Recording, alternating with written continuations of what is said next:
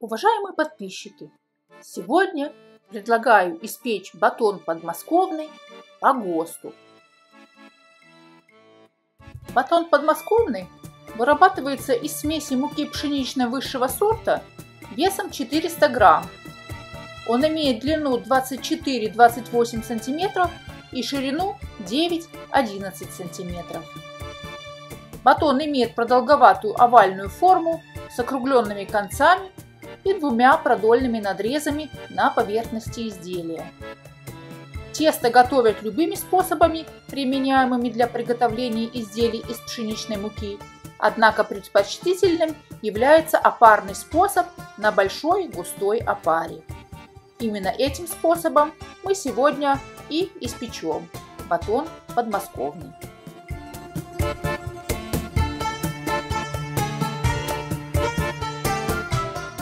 Для приготовления теста сложим выброженную опару, а также все остальные ингредиенты в дежу тестомеса и замесим тесто до гладкости. Несмотря на свое название, батон подмосковный родом с Урала, а именно из Свердловска, где хлебозавод номер 1 начал выпускать этот хлеб с 1964 года. С тех пор его производство не останавливалось ни разу.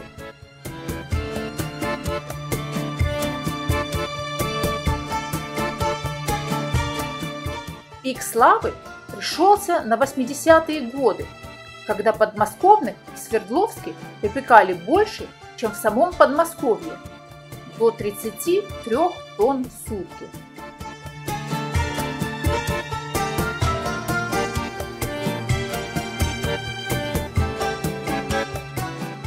Выброженное тесто выложим на рабочую поверхность, ничем ее не смазывая, не смачивая и не подпыляя.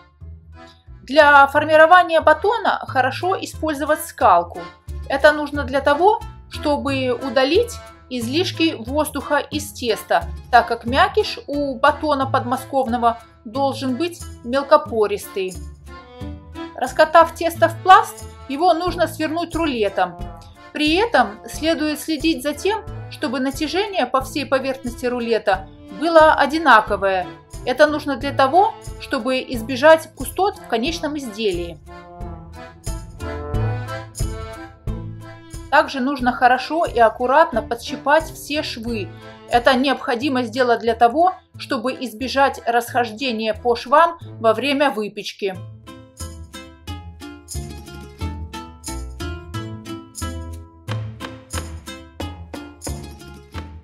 Раньше батон подмосковный имел два варианта формовки.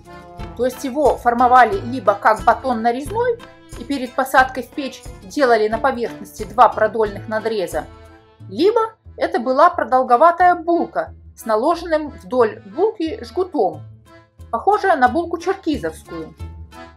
Сегодня батон подмосковный делают только с двумя продольными надрезами, в то время как формование при помощи накладного жгута ушло в прошлое. Свое название подмосковный получил благодаря ГОСТу, который приходил на заводы откуда-то из-под Москвы.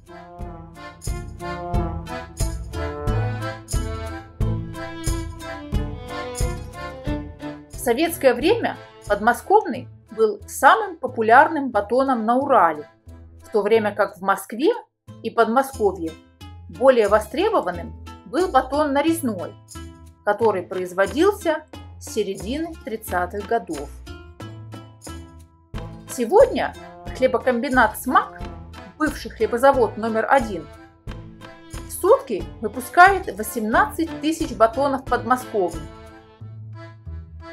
Их делают на одной линии с другим батоном, а именно молочным. Полный цикл производства состоит из 11 этапов и занимает 5 часов 40 минут.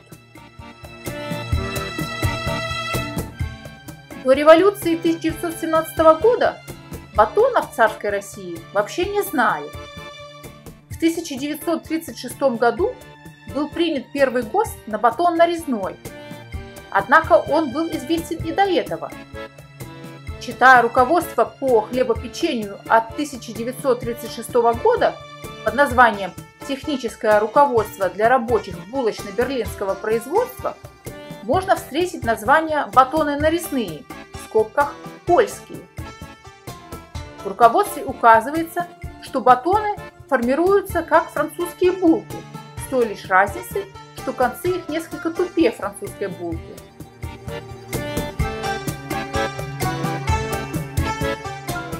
ГОСТы на батоны менялись. Был ГОСТ 1936 года, ГОСТ 1953 года, 1967 года и 1988 года, которые нам наиболее хорошо знакомы и привычны.